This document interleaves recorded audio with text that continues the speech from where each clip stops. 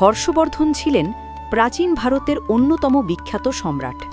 গুপ্ত সাম্রাজ্যের পতনের পর যখন উত্তর ভারতে রাজনৈতিক অস্থিরতা বিরাজ করছিল, তখন ষষ্ঠ শতাব্দীর শেষভাগে এবং সপ্তম শতাব্দীর শুরুতে তিনি এক বিশাল সাম্রাজ্য প্রতিষ্ঠা করেন। তার শাসনকালকে বলা হয় উত্তর ভারতের এক নতুন জাগরণের যুগ। এখন আমরা তাঁর কাহিনী বিশদভাবে একটি অংশে বড় করে জানব। হর্ষবর্ধনের জন্ম হয়েছিল 590 খ্রিস্টাব্দে। তিনি ছিলেন পুষ্যভূতি বংশের রাজা পৃথ্বীরাজ ও রানী মহাদেবীর পুত্র। তার বড় ভাই ছিলেন রাজ্যবর্ধন এবং বোন রাজ্যশ্রী। ছোটবেলা থেকেই হর্ষ ছিলেন বুদ্ধিমান, সাহসী ও শাস্ত্রপ্রেমী।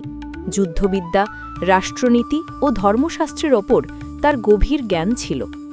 হর্ষের জীবনে এক ভয়াবহ বিপর্যয় নেমে আসে যখন তার পিতা মৃত্যুবরণ করেন।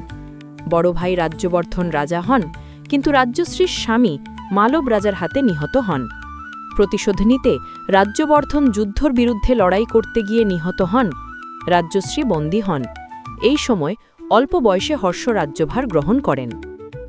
মাত্র 16 বছর বয়সে হর্ষ সম্রাট হন। প্রথমেই তিনি তার বোন রাজ্যশ্রীকে উদ্ধার করেন এবং শত্রুদের বিরুদ্ধে প্রতিশোধ নেন। তার দৃঢ়তা ও সাহসিকতার কারণে অল্প সময়ের মধ্যেই তিনি উত্তর ভারতের বহু অঞ্চলকে একত্রিত করতে সক্ষম হন। হর্ষের সাম্রাজ্য বিস্তৃত ছিল কন্যকুব্জ বা কানুজ থেকে শুরু করে উত্তর ভারত, সমগ্র গঙ্গা যমুনা উপত্যকা, বর্তমান উত্তরপ্রদেশ, বিহার, রাজস্থান, গুজরাট, পাঞ্জাব, ওড়িশা পর্যন্ত। তবে দক্ষিণ ভারতের চোল, পাণ্ড্য ও চালুক্য রাজবংশ তার অধীনে আসেনি। দক্ষিণ ভারতে চালুক্য সম্রাট পুলকেশিন দ্বিতীয় তার প্রবল প্রতিদ্বন্দ্বী ছিলেন।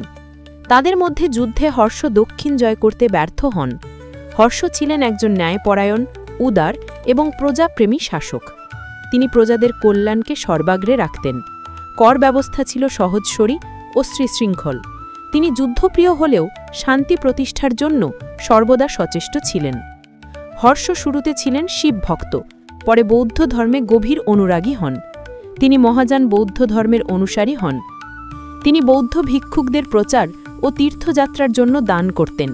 প্রতি 5 বছরে একবার বিশাল ধর্মসভার আয়োজন করতেন, যেখানে সারা ভারত থেকে সন্ন্যাসী, সাধু, পণ্ডিত, কবি ও দার্শনিকরা আসতেন।